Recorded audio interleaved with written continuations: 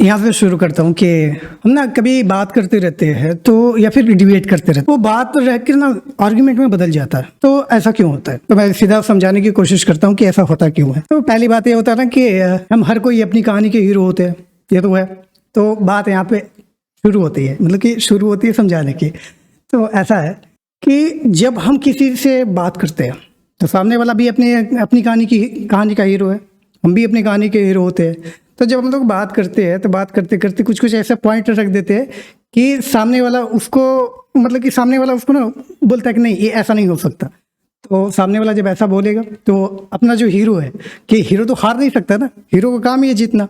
तो अब जीतेगा तो अब सामने वाला का बात हो या फाइट हो, तो बात भी यहाँ पे फाइट की तरह से है। तो हम लोग कोशिश करते हैं कि नहीं, सामने वाला जो दिखा रहा है सुनना ही नहीं, अपना पॉइंट रखना है और वहाँ से सुनाना शुरू कर देते हैं। तो जब इस तरह से हम लोग करते हैं तो एक चीज़ ना बना रह जाता है कि यार कैसे हो सकता, मैं हीरो हूँ, हार ही नहीं सकता हूँ मैं, और हीरो हारेगा कैसे? या फिर मैं अपनी कहानी का कैसे साइड कैरेक्टर बन सकता हूँ? क्योंकि कोई आके मुझे ज्ञान दे रहा हो कि नहीं तू यहाँ पे ऐसे नहीं हो सकता, वैसे हो सकता है। तो हम लोग ऐसा बोलते रहते कि कैसे हार सकते हैं, हार ही नहीं सकते। तो तेरा हाथ वाला भी आ जा रहा है। अच्छा चल ठीक है, ये रहा इधर से हाथ। तो कहानी का हीरो से शुरू है।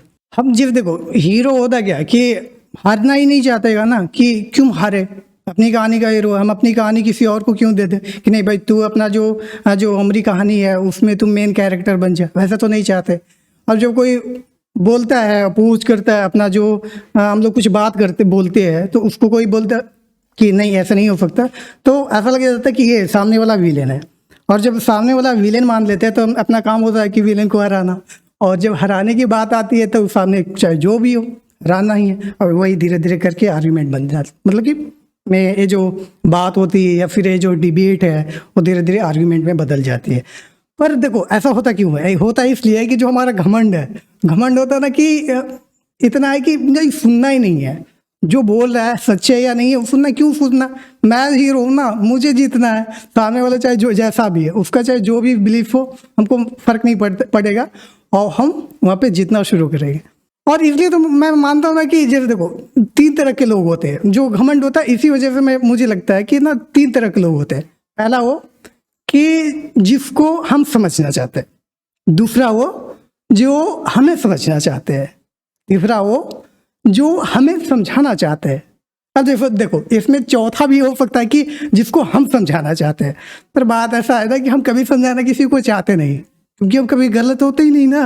हम अपनी कहानी का हीरो है, हीरो का भी विलन कैसे बन सकता है? हाँ दूसरी कहानी में बन सकता है, पर अपनी कहानी में कैसे बन सकता है? तो ये थी मेन पॉइंट।